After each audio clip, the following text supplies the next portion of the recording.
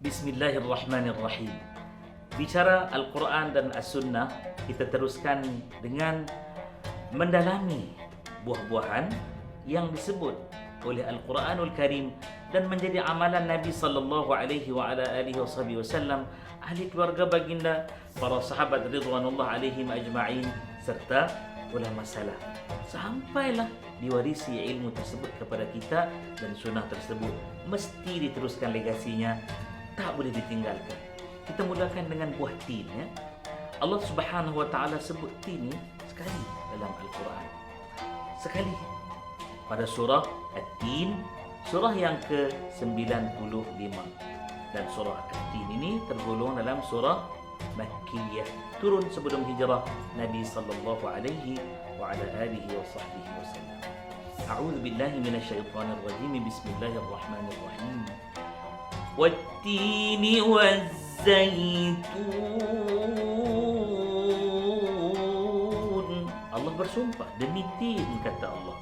Waw itu huruf qasam. Demi tin, kata Allah. Demi zaitun, ya.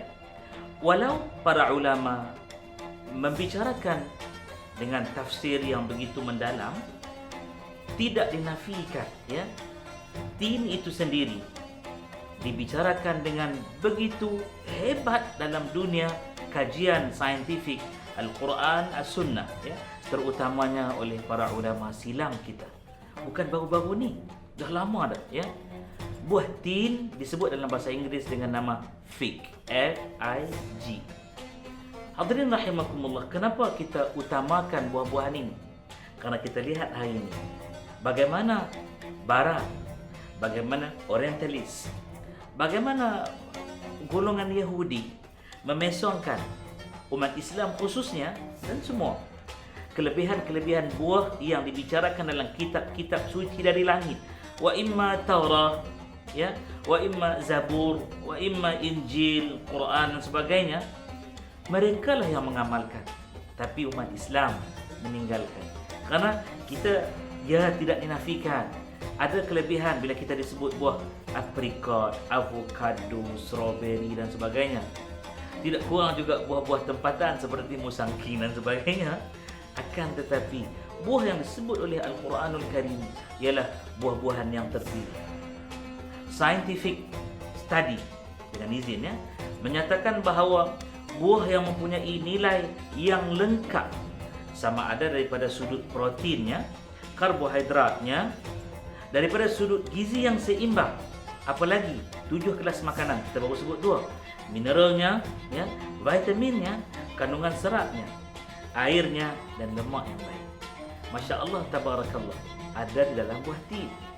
Sebab itu di Barat hari ini kita lihat giat mereka mengkaji pelbagai jenis buah tin, ya, bukan hanya daripada sejenis sahaja.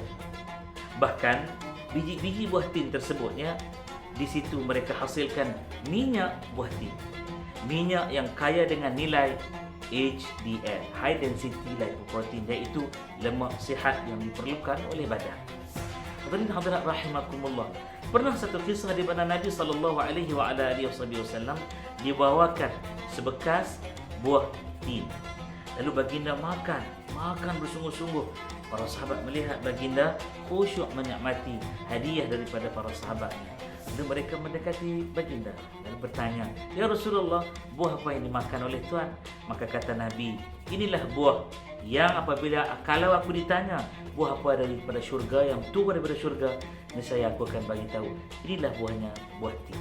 Tin digunakan dalam pelbagai jenis perubatan, terutama sekali perubatan yang berkaitan dengan sistem perkumuhan, ya, sistem pencernaan, kolon, usus, ya, bermula dari mulut, bibir sampai sistem pembuangan. Itu saya bercakap dengan bahasa laras, bahasa yang mudah difahami oleh semua orang, terutama kita orang awam. Cuka buah tin merupakan cuka yang terhebat. Kerana apa? Sesudu cuka buah tin melebihi khasiat 4 hingga 6 sudu cuka apple. Itu kelebihannya. Dan menurut Ibn Sina dalam Al-Qanun fi Tib, ataupun disebut undang-undang perubatannya, bagaimana dia membicarakan dengan panjang lebar buah tin buah-buahan yang lain, dan yang disebut khallu tabi'i, cuka asli original yang tidak sintetik, bukan cuka kimia yang dicipta daripada asid asetik, ada garam, gula, air dan sebagainya. Tidak, ni daripada sumber yang organik.